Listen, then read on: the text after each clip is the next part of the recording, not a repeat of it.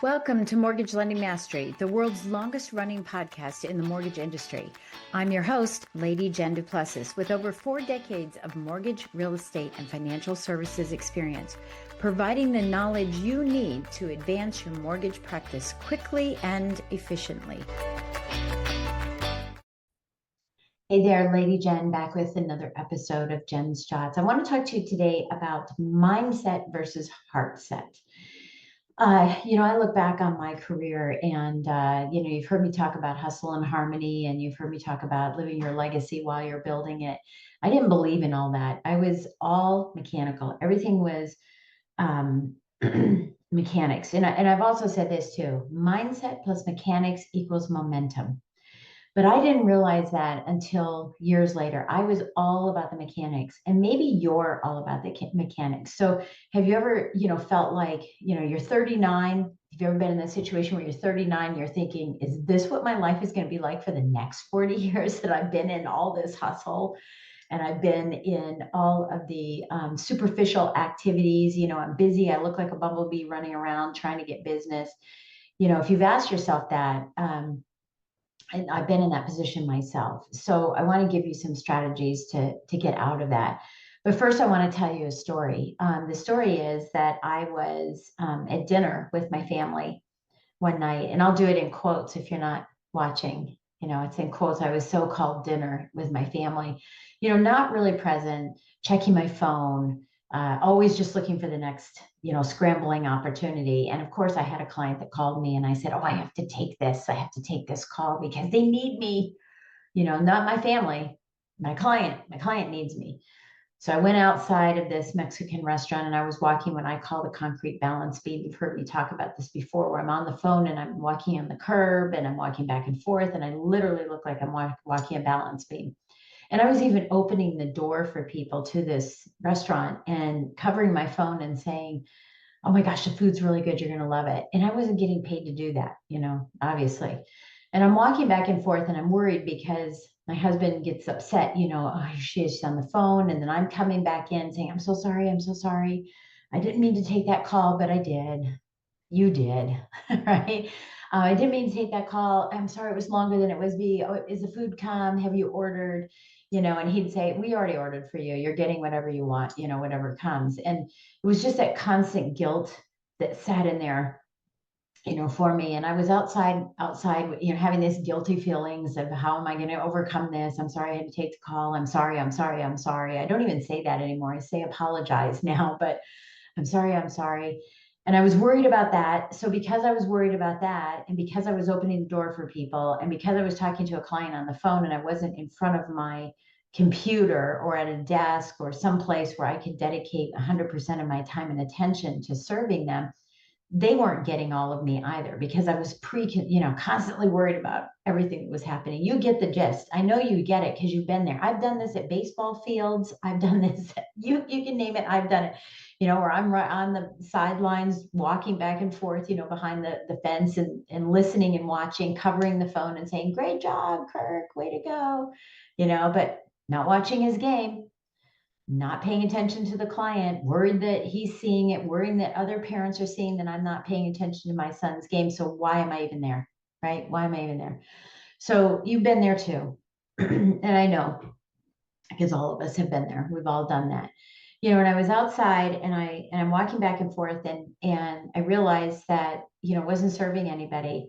And it was in that moment that I said, this has to change. And this is really is my turning point in everything in my life now and in my career is my turning point, because I was so mechanical, right? And I when I said that this Jen's shot is mindset versus heart set, I still didn't understand once I went from mechanical to, okay, I just need to focus on mindset. That worked for me. My business doubled, right? My income tripled, and my life got better. My life got substantially better because I went, oh, I need to put some mindset in this. I can't just be mechanical. I've got to do this. So I did some personal development. I went to my first retreat. It was weird for me, meditating, all of that was kind of weird for me. But, I think meditation is prayer. So that's how I look at meditation. But it's how you do. But I started, seeing this other side and saying, oh, I don't need to be so mechanical. I can throw in some mindset work. I can take time. I can take a step back and really learn more about my clients, be curious. I'm very curious in my interviews and my podcasts and my TV show. I'm just and with my clients, I'm very curious about people. But I had to learn to be curious because I didn't really care. It was like, I don't really care what's going on with you. Let's just get to the paperwork. Let's get to the business. And if you find that you're doing this, this is why you're listening to this, right? So I had the mindset and I had the mechanics, and the momentum definitely happened, but I was missing something. And this is what I mentor people on. Is I was really, really successful, elevated myself up to top 200 loan officers in the United States out of 1 million loan officers, tons of money. But I still couldn't enjoy the money because something was missing. I felt really successful in my business, but I felt so unsuccessful in my private life and in my personal life. Now, I had progressed to the point where I was having my family be first, and those types of things, but something was missing. I just didn't have the heart. Again, I was going through the mechanics of it and saying, okay, spend more time with them, be more curious, go through the mechanical pieces of it. I'm really good at both of those. But I still didn't care, right? Does that make sense? It's almost like, mindset plus mechanics equals not caring, not really caring. You got the momentum, business is going, but you're not really caring about people.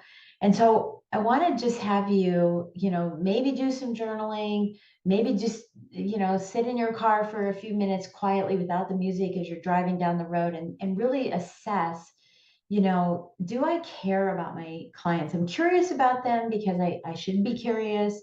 I'm mechanical. I'm an astute, expert in my line of work. But is that enough? Do I really care about other people? Do I really have a heart-centered wanting to fulfill? Going back to, why are you doing what you're doing, other than the mechanics, other than being curious and helping them, solving their problem? There's something so much more deep. And maybe you should listen to this again, right? Listen to this again before you go to bed, because this all kind of emerges in dreams. And, when our subconscious takes effect, it all sort of emerges. But, do you really care about your clients? Are you a heart-centered? And I'm not going woo-woo because, my business is about business, right? The strategies and the tactics. But there are layers of what I do, and I coach my clients of really getting heart-centered, really making sure that that you're doing this for the right reason, because sometimes that's the reason why you're not where you want to be, is because you don't have those priorities. You don't have your why, so to speak. You don't have a full understanding of where those are. So the strategy to do that, the steps to doing that, are: one, get your core values in line. I work extensively with my clients on this. Get your core values in line. Then get your core values for your business in line. Then tell your team about those core values, right? The core values for the business, so that you can all be on the same page. And then set boundaries around those core values, so that they aren't just things to say. They are principles by which your business and your person that you live by, and they're non-negotiables in your business. And your team needs to know that these are non-negotiables. If this happens, this is not good in my business, because it doesn't allow for your heart to come through. Right? It doesn't allow for this. So what are those unexpected extras that clients would never expect? If you're going to, I'm trying to think of a service that I've gone to. If I'm going to get a massage, I expect certain things, but those unexpected extras that they do show me that they really care. And yes, it's semantics and it's a process and a procedure, but it does show. The reason it was put in play is because there was someone who said, they know that they can get this, but what if I could do something more because I want to give them something from my heart, right? So you want to be thinking about what are some of the things that you could do that can make the experience for your client much more sticky, right? Much more anchored for them so that they tell other people about it. But what else could you be doing for your clients that shows that you're different and unique and that you care about them? Because look, they can go to any massage parlor, right? Is that a word? Should I be saying that? I don't think that's the right thing. Massage therapist.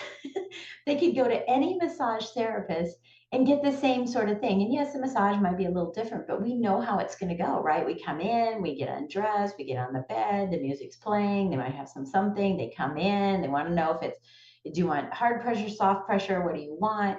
You know, they do all that, but the experience will be a little bit different. But that's not what I'm talking about. I'm not talking about that experience. I'm talking about the next level of experience. You know, is there a piece of candy that's there for us? Is there, you know, something that they do after the fact that pulls me back in, right? It's, wow, that was a great experience. Not only was the massage great, but wow, they just keep giving and giving and giving. That is what I'm talking about, the difference between mindset and heartset. Mindset, I want you to do because that's what I mentor on, right? Is getting people that opening up that mindset to move past the mechanical, hire people to do the mechanical, make sure you've got that mindset, but now elevating yourself into a heart-centered um, business owner, a heart-centered business owner for you, not only your clients, but what about your team? What can you do for your team? So write that one down. What could you do for your team that makes them feel and know? It's not just a feeling, but know and feel that you are a heart-centered leader, that you do care about their goals, their life, the boundaries they want to set. Have you even asked them what core values they have and how can you help them keep those boundaries? If their family is super important and you know they have if you're not watching this, you know, a mismatch, right? Where they have a family as a core value and you're a single person and you don't have family around and it's not a core value for you at this time in your life because your core values can change. Some of them can change. There's a mix match there and you ask them to stay till 7 o'clock every single night, they're not going to be happy because their core value is not being met. Have you ever thought about asking that? Have you ever thought about asking them what their goals are to determine so that you know your business plan to determine that business plan includes their goals? That's what I mean by heart set versus mindset. So there's these three layers, mechanical, right? The mechanics, the mindset, and then elevating yourself up to that heart set. So I hope this has been helpful for you today. Go back and listen to the directions I gave you about core values and the next steps, and then add in your team as well, making sure that you are heart set for them so that they are loyal to you and want to work with you for ever and ever and ever, as long as you have your business. So I'll catch you on the next episode. Thank you for joining Mortgage Lending Mastery. If you found value in today's conversation and would like to get support, simply go to supportfromjen.com. That's supportfromjen.com. Or reach out to me on social media. Keep watching and listening for more insider secrets, stories, strategies, and ideas to help you become a master in your business.